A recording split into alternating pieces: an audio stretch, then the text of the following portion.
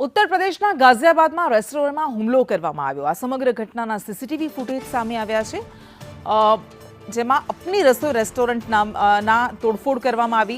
જમવાનું મોડું મળવા જેવી બાબતે અસામાજિક તત્વોએ તોડફોડ કરી અને જમવાનું મોડું કેમ આપ્યું કહીને લુખ્ખાઓએ આતંક મચાવ્યો હતો। આ દ્રશ્યો આપ જોઈ રહ્યા છો કે કેવી રીતે અહીંયા ખુરશીઓની તોડફોડ કરવામાં આવે છે। અપની રસોઈ નામની આ રેસ્ટોરન્ટ હતી કે જ્યાં જમવાનું મોડું આપવામાં આવતા આ અસામાજિક તત્વોએ હુમલો કર્યો, तोड़फोड़ करी।